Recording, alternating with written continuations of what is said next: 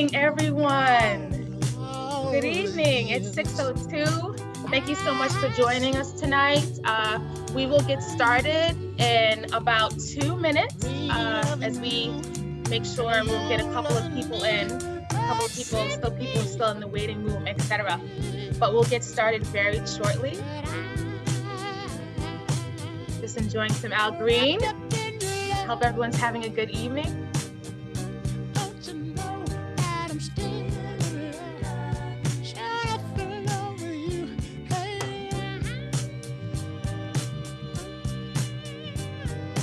Welcome. Welcome.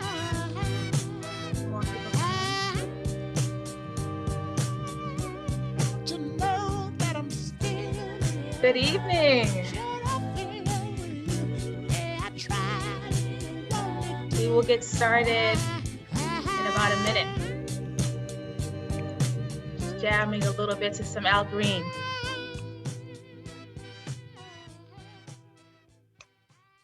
Oh, Claire! Oh, lovely, lovely to see. I'm gonna pause Al Green there. And just say hello to everyone. Hello, good evening. Welcome to Confessions of Black Intimacy Director with Dr. Ayshia. I am yours truly. I am so happy to have you all here with me tonight. Intimacy directing work has really changed my life. I started training with IDI, Intimacy Directors International, which is now IDC, Intimacy Directors and Coordinators, back in 2019. And after a very intensive week, I earned a certificate in intimacy pedagogy, and my life has not been the same since. So I want to welcome all of you. There are just some things, there are lots of things that I've noticed doing intimacy directing work, doing consent workshops. I do a lot of consent workshops, especially now that we are remote. There are a lot of things that I have noticed as a Black intimacy director, and I really wanted to have this conversation and talk to you all about that, because I think that intersection of, intimacy directing is all about safety, right, in the body and choreography and authenticity, and its intersection, I think, with race is just very fascinating to me. And I think that it's really important, in particular at this moment now in history. It's really important. So yes, so I do intimacy directing, consent workshops, and racial justice training. And I want to talk to you about two things that are related. It's really all about Black love. And the first thing that I want to share with you is from my experience last year. And last year, this is just before just before Massachusetts shut down. So this is mid-March. And had a really great gig doing intimacy directing work for our daughters like Pillars. Kristen Greenridge work, Obie Award winner, beautiful work about a Black family taking a vacation in New Hampshire. And everyone brings their partners and just the dynamics that happen around that. So I was intimacy directing at the Huntington Theatre for this particular production last March. And something happened to me during that experience that was just so life-changing. Welcome to the new people just coming in. We're just getting started. I'm talking about the Huntington Theatre and my work there. So, so I'm coming into rehearsals. We're doing rehearsals. We're getting the show together. FYI, it's been postponed again till 2022. So come out and see it. We'll be gearing up again next year. So I'm coming in for rehearsals, and we're doing this work, and everything is starting to really come together. And one of the actors, older African-American woman, probably about 5'5", and she said, Ayshia, she said, I really need to talk to you. And I said, okay. So, we're just on break. I said, okay. So we start walking, and as we walk, it's pretty silent, and we're just walking down the hallway, and finally we get to the staircase, and we're in the staircase, and we're facing each other, and the sunlight was just coming through the window, and the sunlight was hitting her face, and I think she was a woman probably in her late 50s or 60s, and you could just see just the years of experience and joy and pain and everything in that moment. I could see in her face all of the wisdom and beauty that comes with age. And she said to me, I have never seen Black bodies.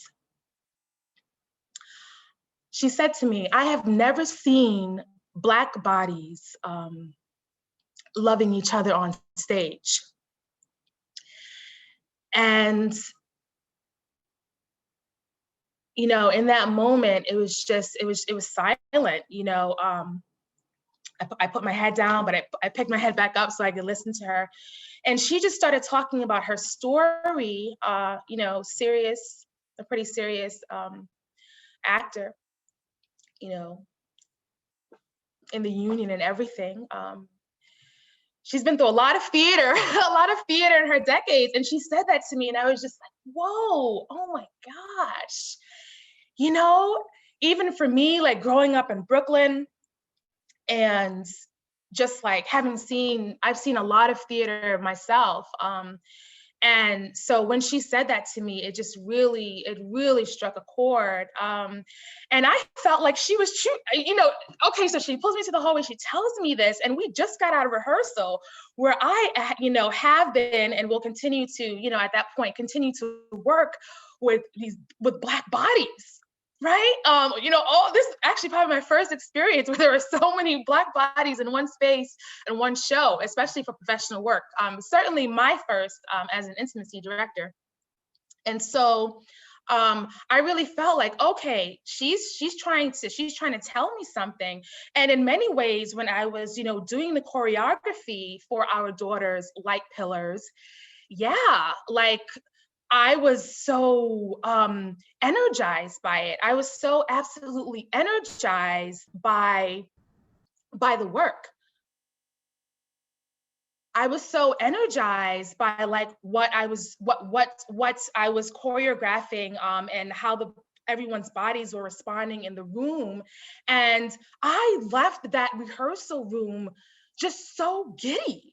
Literally to the point where I was like hopping and skipping back to my car. And I realized why, because I was actually choreographing Black love.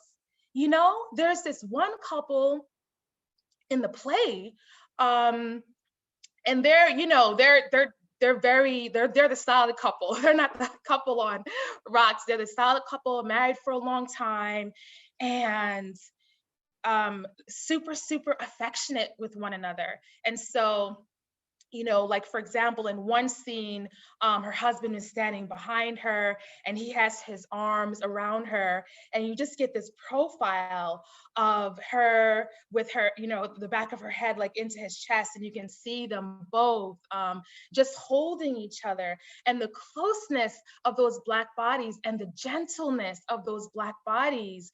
It was like, I don't think I really, it was very conscious in the moment. I was just trying to, build a safe space and make it aesthetically pleasing, right? That's what intimacy directors, that's what we do. So in that moment, she was not in any of those scenes in particular, but as we talked about it more, like this was very important for her to talk to me about, because she was for the first time, all those decades of living her life and being involved with theater for the first time, she was able to be in an artistic space and be an audience to Black love. So yeah, I wanted to share that with you. There's much I want to share with you, but I wanted to share that with you, and just thinking about the choreography. Like there's this new couple, and I did this really fun, like, tease, things that when people are new, there's, I know there was a really, I don't want to say I'm married, but, when things are new, sometimes there's another kind of passion and tease that maybe is not like created because you want to work at it, but it's just sort of there because things are new. And I was really trying to create that. So that was really fun to see the teasing and the slight touches of each other, just sort of the flirtation that I had that I was working on with the newer couple as well. But it was just really fascinating that I found myself really helping to create this story about Black bodies and Black love. And I thought to myself also, like, honestly, I've had my own turbulent relationship with Black love. And, I firmly believe, as an intimacy director, as a theater artist, right? Really any position in the world, your experience, your perspective is going to inform your work.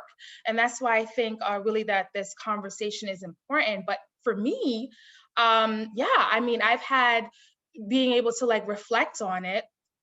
My dad left when I was 13. And so I've, for a lot of my life, I've carried anger. I've been finding ways to let that go, which has really been a beautiful process. And also just angry that Black women are not more protected, angry that Black women in many circumstances, in many spaces have to, or feel like they have to, or do take care of Black men.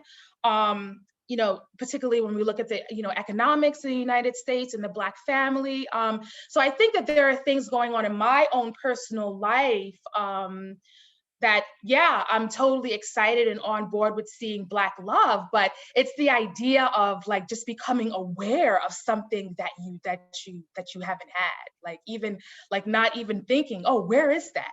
I should have that, right? Because I can think of so many plays that show white love, right? Or that have been, that you can cast for white actors, right? And where you can, come in and choreograph love scenes for white actors. So, and I know some of that is changing, right? You have a lot of theaters who are doing work that they're like, oh, it doesn't matter, if this is, Romeo and Juliet, it doesn't matter if this is Beauty and the Beast, you can be the Black Beauty, whatever have you, So I think that things are changing, but at the same token, I guess I didn't realize how much I yearned to see Black love.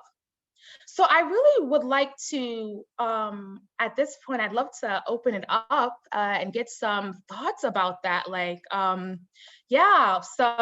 what's coming up for you right now as we talk about Black bodies, Black love, Black sex, Black sexuality. And I do want to say, before we open it up, I do want to say, I did a consent workshop a few weeks ago, and I was talking to a colleague before the workshop, and we ended up talking about, because I'm really interested in the intersection of intimacy directing and race, and we were talking about some of that work. And my colleague says, what's going on? How come we don't see Black love? He's like, how come we just can't see, two Black people meet, be into each other and fuck? Like, where are those stories, right? Where are those stories where it's just like, okay, this is just about Black bodies and Black love and Black pleasure and, spaces where Black people are just really enjoying each other in that way, in that romantic way. So I'd like to open up. Feel free to unmute your mic, like what's coming up for you now as we're having this conversation. Well, hi everyone. I would show you my face right now, but it's been a day and I had wisdom teeth extraction a week ago, so I am sorry. But my name is Bree. Hi, Bree. Hi, Dr. Ayshia. Thank you so much for doing this. And I really was really excited to have tonight. I agree with kind of like everything that you said. I'm 30 years old, so I've had kind of the pleasure of being able to kind of see the beginning of a space like this being created, but also longing for it. And hearing you talk, like I had the same experience. So I actually had a date night with myself like a week ago, and it Right? took me, yeah, it took me like 2 hours just to find and make a list. And so I actually was proud of myself because I watched 3 Black romantic movies. But I will tell you, they were all very new, all within 2019, 2020, because that's how new the space is. Issa Rae is one of my favorite people. And so I watched The Photograph.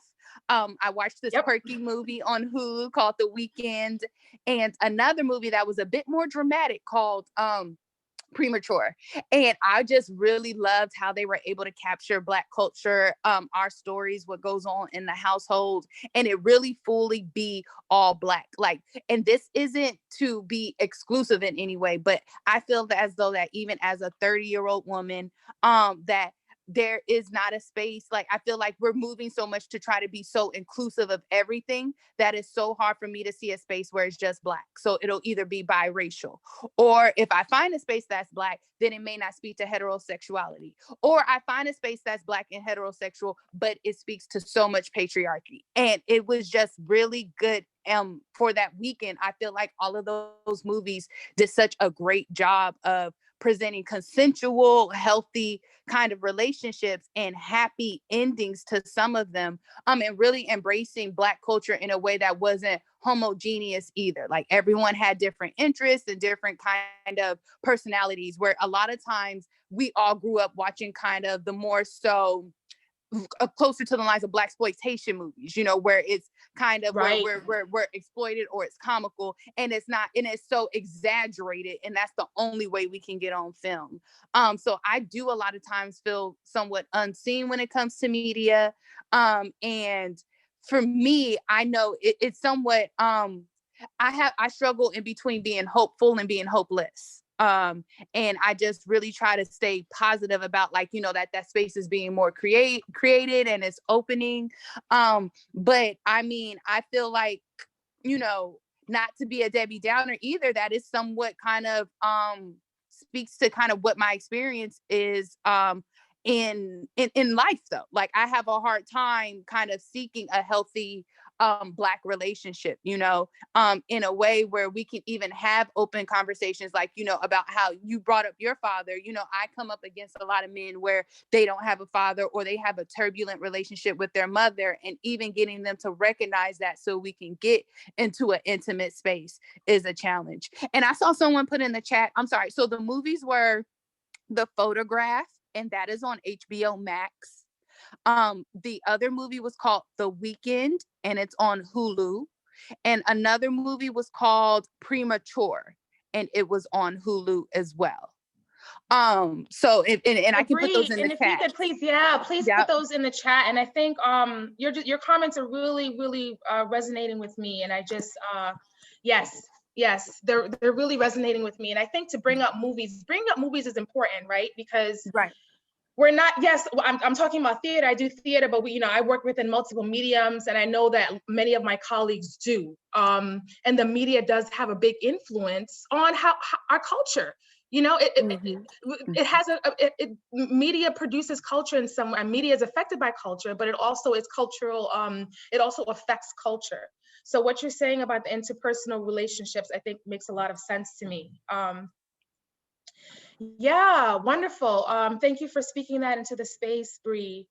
Others, what are some things that are coming up for you now as we're talking about, Black bodies, Black love, and the representation around that?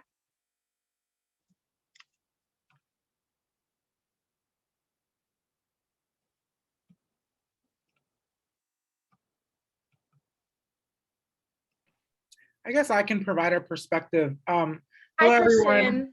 Hi. So I'm a sophomore at Bucknell University, located in Lewisburg, Pennsylvania. For those of you who don't know Lewisburg, it's in central PA, really rural. Bucknell University is a PWI. Very small Black population here, as well as people of color. What comes to mind with me is kind of when I think of Black intimacy and my Black friends and kind of what they go through on a day-to-day basis in terms of self-love and kind of relationships with them is often, I feel like this ideology of toxic masculinity for Black men is kind of them not willing to express emotion, which eventually kind of leads to not having Black love or creating or fostering environments with Black intimate spaces, as well as kind of just Black men degrading and ignoring the Black women in their lives. Again, this might just be a Bucknell University thing in terms of where some of us have been whitewashed just by the environment because it's a very white school. And some of us feel like we need to start acting like the white man, dressing like the white man, even talking like the white man to be accepted, which is a very unfortunate experience that students go through. But I just wanted to kind of provide that perspective in terms of kind of Black love and Black intimacy and forming and creating those types of spaces. Yes, Christian, thank you so much for offering that. And this, and I think that the media is a part of that too, like also just puts that pressure of the hyper masculinity. But that's what we see, right? Anyhow, I want to open up for more thoughts on Black love. I'm hearing a lot about films. I can even think of a lot of films myself. Yeah, Rachel? Oh, Rachel, I can't hear you. Sorry. Hi. Hi. Good to be here. Good to listen to you, all of the wonderful things you're saying. I guess it's more of like a question and a comment. Speaking to theater, I'm an actor myself and have been taking some intimacy direction courses.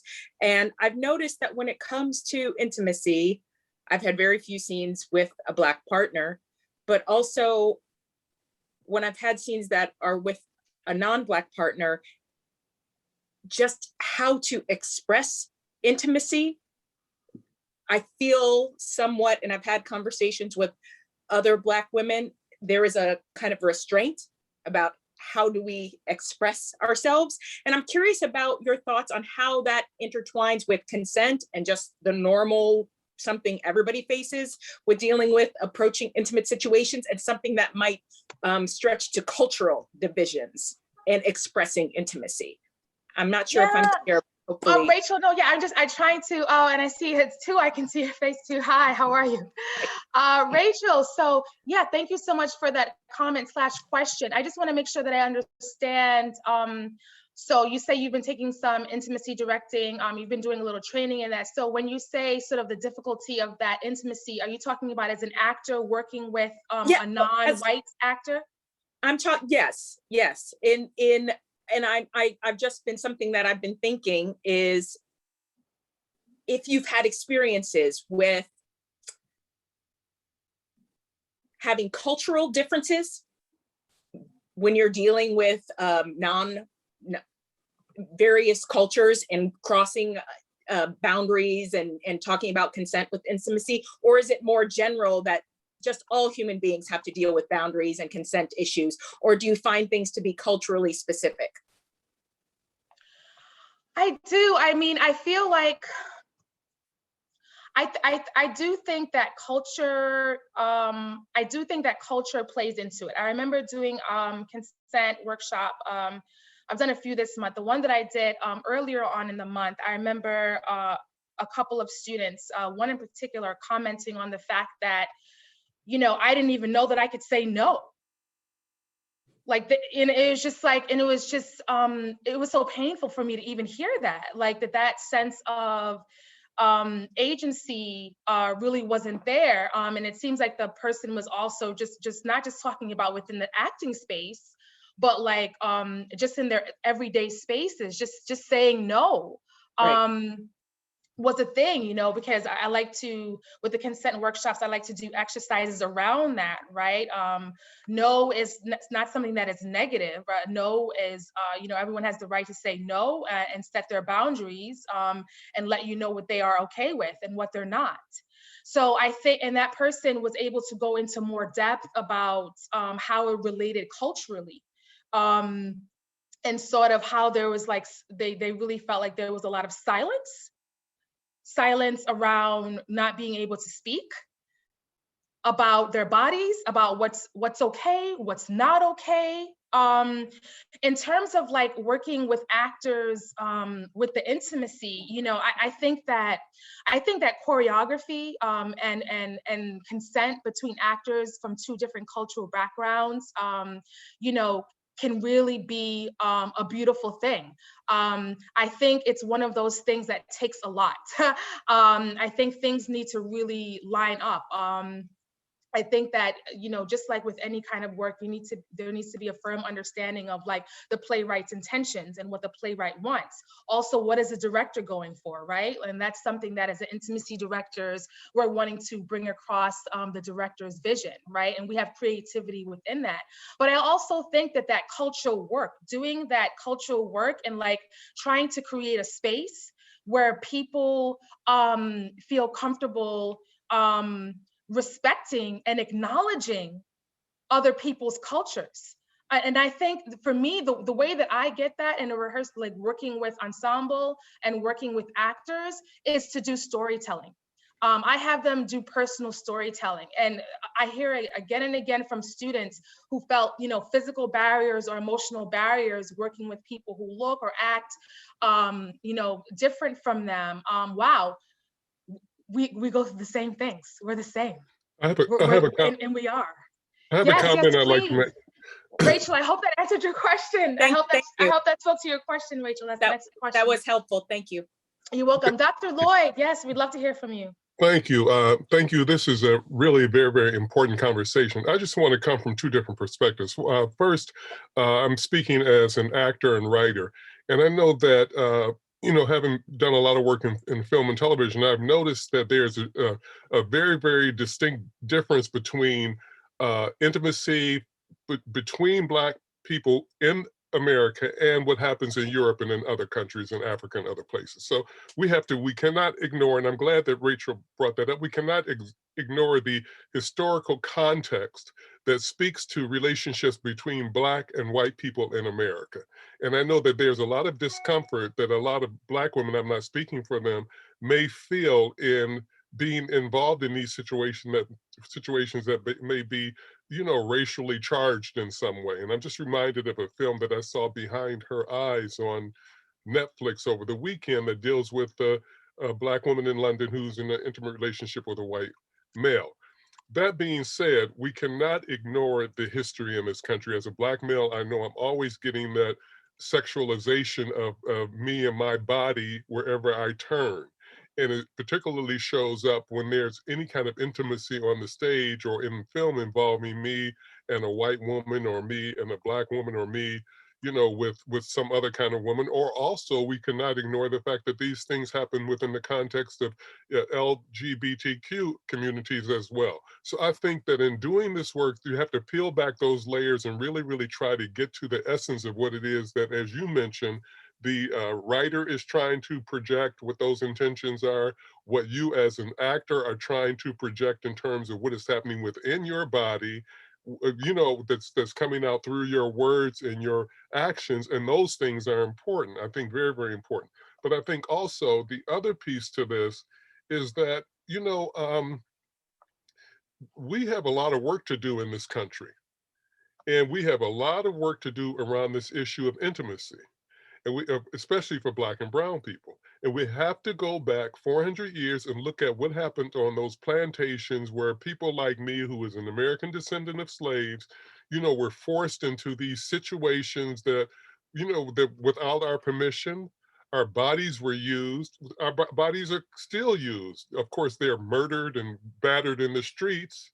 They're raped, they're abused in the streets, on videos, on television, and on stage. And we cannot ignore this context. I think that anytime we as performers of color get in front of a camera, get on a stage, that we carry an extra responsibility in terms of how we project these images and these messages. And finally, I just want to say that I mean, this is all very, very important. I think a lot of times that when we are on the stage or in front of a camera, that we, you know, as I say, we carry an added burden or an added responsibility, because we are projecting a lot more than a character on a stage. And I'm just going to leave it there because I think this discussion is very, very important and is certainly needed. Thank you. Yes, powerful, powerful, Dr. Lloyd, powerful. So much to say about that, but I want to see if there are more comments. I know Tua, you had your screen, you had your video on. I was wondering if you wanted to make a comment. I think so much about, Black skin is charged or becomes charged because of our relationship to the quote systems and white supremacy and the way others think they have ownership and the way in which we are policed in everyday public spaces by, for example, white citizens. Just so many Black people that I know just remark upon so many times being people kind of asking what they're doing someplace or directing them, or you're supposed to stand here or not there. And these are just everyday people. I mean, you're in Trader Joe's, you're looking for pasta and you're getting unwarranted suggestions and direction because people are more comfortable when they can police you. And I think that trickles down to our intimate relationships. Never mind, I think one of the haunting truths about Black life is just the way that the very problem that people have with our skin. The nervousness, and I think that when that so much is always projected at you, there's also that which you internalize. And I've noticed as a film person, I went to film school, although I did start in theater, but I haven't done theater as a writer, director, and actor in many, many years. So film is now, and television are now my reference points, although I do see a lot of theater.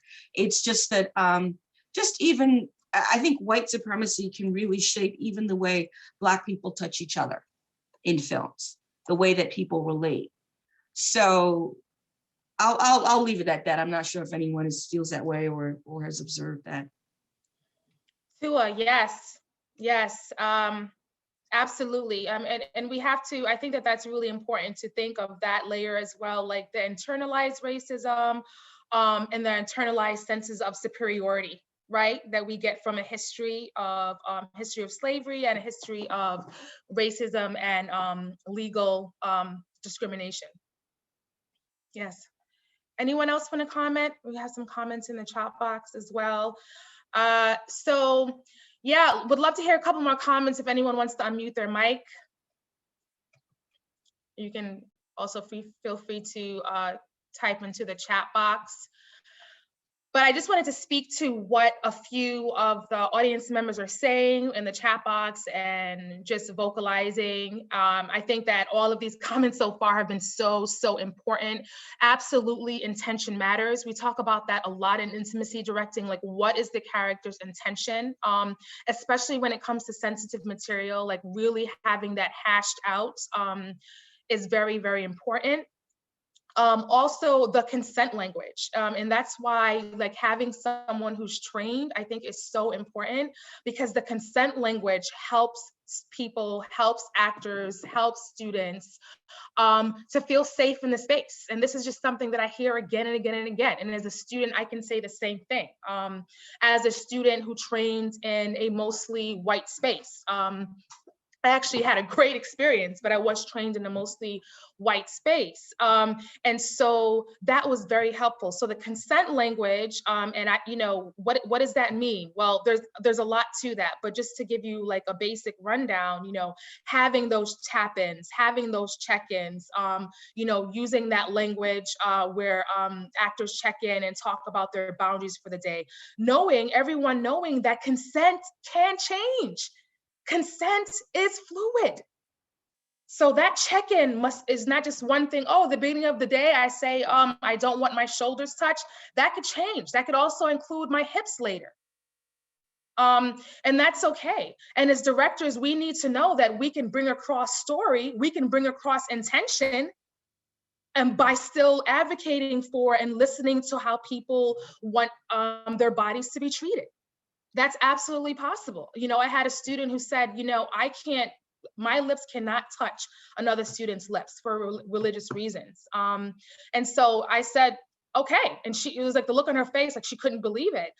So I choreographed it in another way where they did something with their hands that was equally like, okay, these people are really into each other.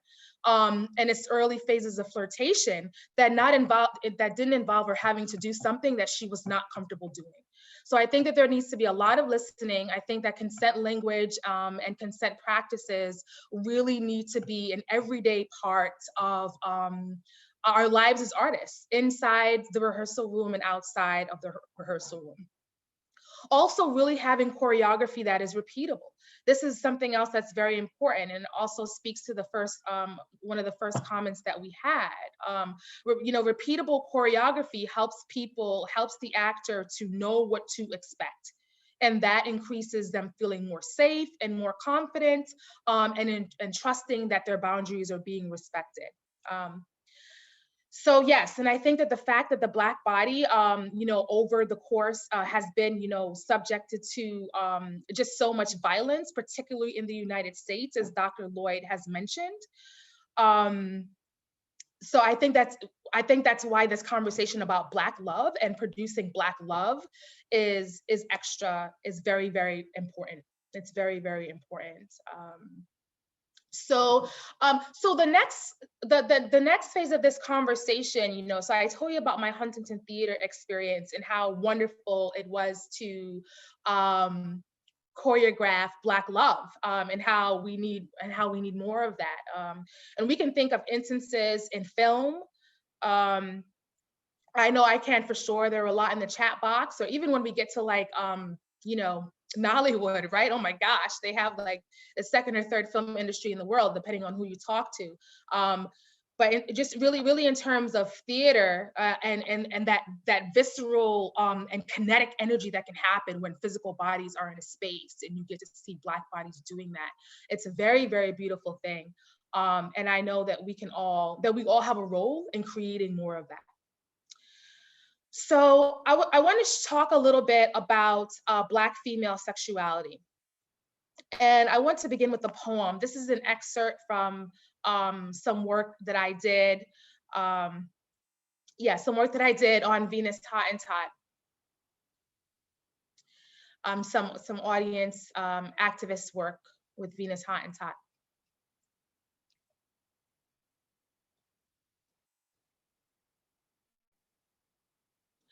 I walk this world with men who try to smother my mouth. I try to stop. I try to stop that. I write to record what others erase when I speak. I walk into Venus's world uninvited. She was Black. I am Black. I am Black. The sun echoes in my skin. I can't always see the sun, but I know it's there because I'm Black. I broke free of the white man's vault. I was living there beneath his library, my body feeding his stories. He searches for me everywhere. I must have something so precious that he keeps wanting to take. I am Ayshia Stephenson. I am a woman. I bleed once a month and I do not intend to say sorry. I still touch myself at night or in the sun, and I do not intend to say sorry. That was a poem from a co-performance of Radical Change, Venus Hottentot, Slut Shaming and Sexual Violence, published in Qualitative Inquiry a couple of years ago. I didn't want to ask too much about Venus actually, because I just wanted you to hear and feel and embody like my experience with just your current knowledge. But what do you know about, just off the top of your head, I'll just put in the chat box, what do you know about Venus Hottentot, Sarah Bartman? So this is artist activist work. Actually ended, I I wrote the play, but it was devised theater, so things kind of happened as they happened with my actors. And we did some performances at UMass Amherst, and then it ended up going to the Midtown International Theater Festival and premiered at Jewel Box Theater in New York City. So does anyone else? Okay, so I know about Sarah. Okay, does anyone else have any information about Venus Hottentot off the top of your head? So yeah, so that's so this work really is activism work because there are a lot of things told about Sarah Baartman that are not true. There are a lot of things that are produced, that have been produced in theater, that have been produced in film about Sarah Baartman, otherwise known as Venus Hottentot, which was her stage name, Black Beauty, that really are not historically accurate or focus on a particular part of her story and completely deny others. Yeah, so, okay, so we have some comments. So there's some knowledge about Sarah. So, and I'm gonna just go ahead and I'm gonna share my screen. One of the things that I started with this paper is this idea of living in a way that respects and enhances the freedom of others. So I'm just gonna go ahead and I wanna share my screen with you. I was very impacted by Sarah's story. And I write about this in this way. I am a sexual being. So I write to rewrite the stories others have miswritten about me. And so this work really comes from the idea that so much has been said about her. So much has been said that is just really, doesn't really speak to the history of her. So Saartjie Baartman, I like to call her Sarah just because I learned that you'll often find it called Saartjie, but just because I learned that she actually, Saartjie means little Sarah. And so that was like pretty much a demeaning way to talk about her.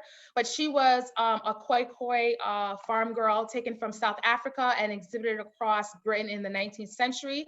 Slavery was not legal in Britain at that point.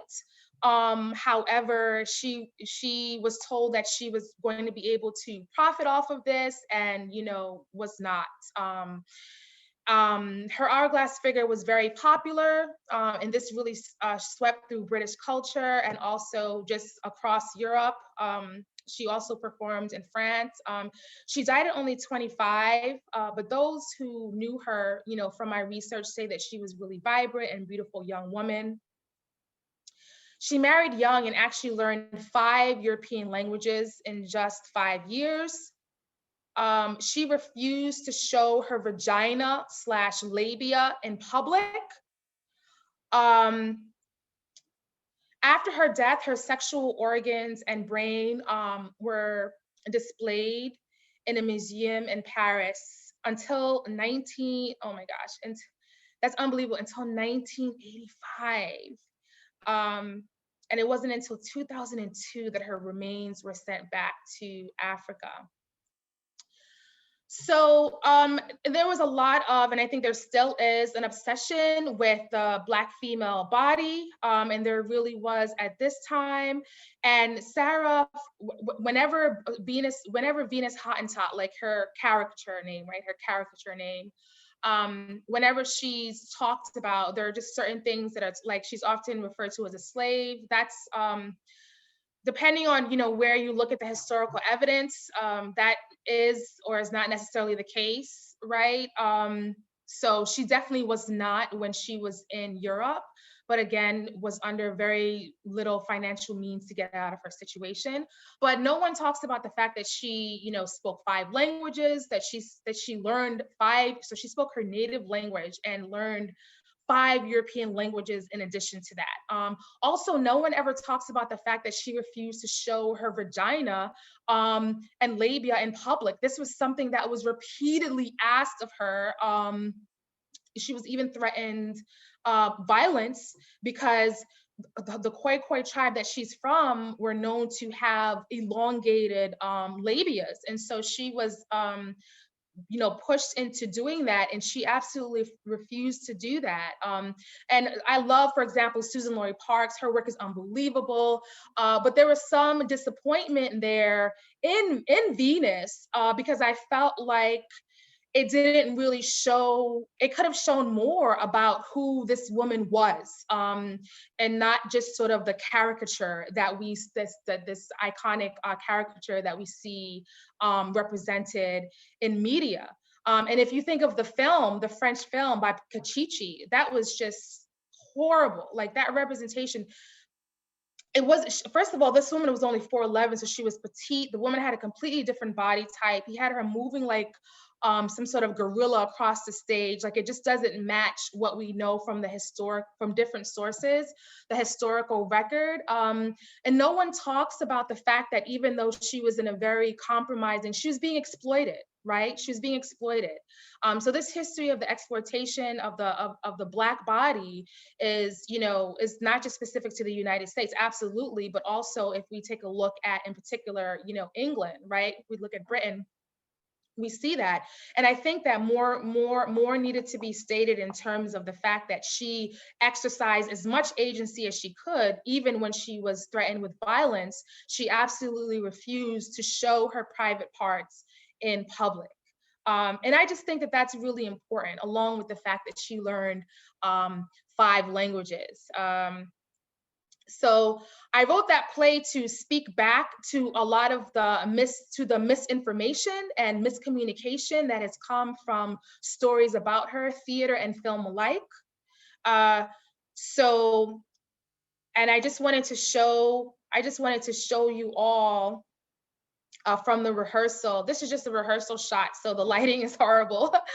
But I just wanted to show you all, just from the rehearsal shots,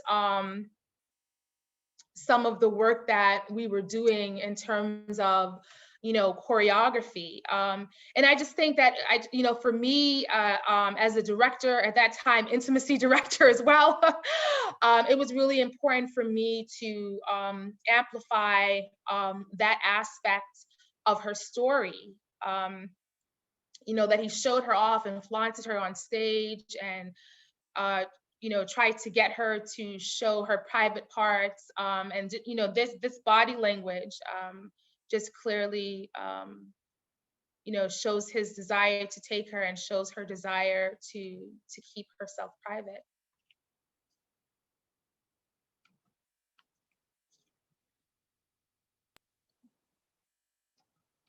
Yeah, so I just wanted to show that to you. I was very impacted by her story, and I just think that it goes back to our conversation about, what is, intimacy directing? Okay, so we have intimacy directing, and we have, language and practices around safety and consent, and we're also obviously concerned with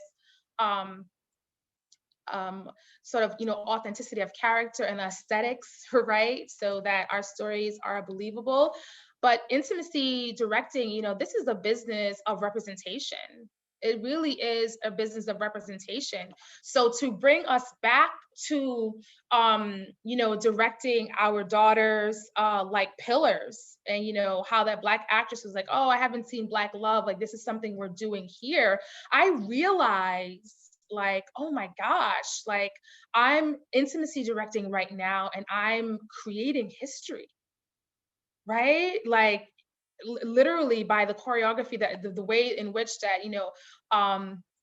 I encourage and choreograph a scene, like, I'm creating that history, right? And I am, participating in a serious, because of the racial, because the modern world was built upon white supremacy as we know it, that intimacy directing is an act of representation, that I am, contributing to the side of history for racial justice. So that's really where that brings us, because I feel like the representation, Sarah Bartman, the woman, and Venus Hottentot, the caricature, like, I really feel like has been an impact on how we think of Black female sexuality, how we think of Black sexuality in general as well. And I think that it's really important for us as intimacy directors, as theater artists, to do our homework. And, you know, not just take stories that we hear or see for face to face, but, you know, try to do more investigation. Like, I feel like there's also like a dramaturgical part of that as well. And we don't always get to decide everything. We're also working within what a director really wants and a director's vision. But still, I found at least that in a lot of jobs, I still have, you know, a lot of creative leverage.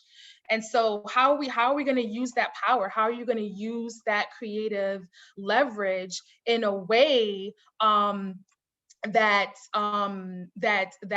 brings Black love to light, that resists Black violence, that resists violence against Black bodies? How are we going to do that in ways that shows that encourages racial justice, right? And so I just want to put it out to you, because this will just help us all to learn, just in the chat box. I just want to put it out to you.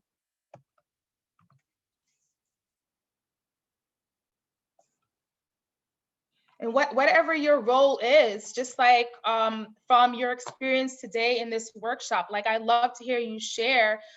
Please go at it. Type in the chat box. Also, feel free to unmute your mic. We'd just love to hear, like, what are some of the ways in which you can make Black love, Black sex, Black romance matter in your particular role? Your role as an intimacy director, your role as an actor, your role as a professor. You know, I know we're coming from different spaces here. Your role as a playwright, which is so important.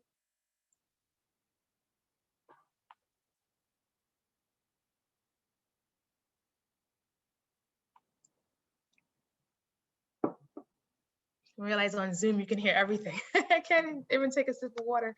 You can hear everything. What occurs to me is that intimacy happens oftentimes in moments.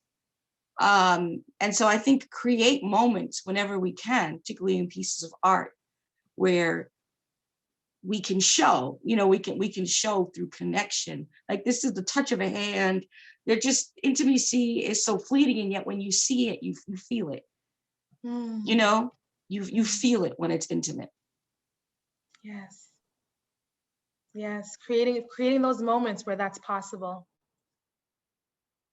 Yeah, I would agree with Tua. I'm sorry, I hope I say your name right, but I'm kind of like a working professional that just has like creative outlets, and something that I like is Black and white photography. And I've been into kind of like in between portraits of children, but also then like nudity, but I always do like Black people. And I think especially Black females, and I think really just embracing those images and not being afraid to kind of focus there for one, you know, something that I know I discovered, like when she said, when you can feel it, I think I also have somewhat this internal sigh of relief, because you can see kind of the freedom in it as well, that this was true to kind of the Black intimacy experience, and trying to create those spaces everywhere you go, and really just kind of going out in the world with that type of energy, you know, and really, you know, intimacy and sexuality are two different things, you know, so I make sure that I'm very much encouraging as much as I can to everyone, but especially when I see Black people, to make it, you know, clear, like, I see you, and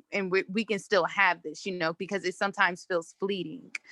So definitely creating, you know, those images, you know.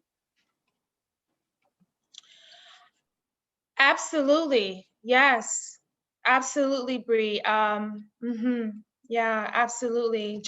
And it just makes me think of the Zulu. There's a Zulu greeting, and it's I'm not even going to say the language. I'm going to butcher it, but pretty much when they see each other, it's I see you, and the other person says, I'm here.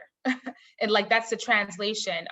So I think that's really, on a very basic level, just really, really seeing people, acknowledging people, I think is an act of love. Yes.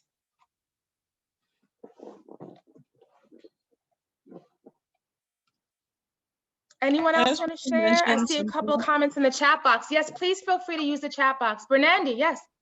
I just wanted to mention something that I do want to see in film and with Black culture in general, is that I just want to see like some people, like, you know how some Black women have hourly figure and they have the big butts, and we do see that with like artists and stuff, and sometimes those roles, like those characters are most likely cast for roles as like a stripper or something else. But it's just like I would like to see more of those Black females with those type of body types at least doing a serious role, but still getting that like that intimate, you know, like a regular daily life on a movie, but not to be a stripper or the girl with the big butt or like the mistress just because of her body shape.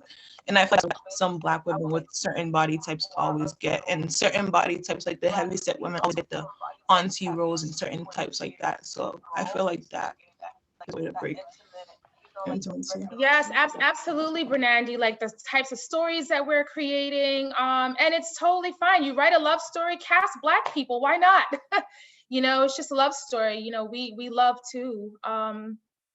And Claire Warden put a message in the chat box, which is really, you know, supporting Black intimacy directors and also, you know, advocating for the nuanced Black love in the work that she does.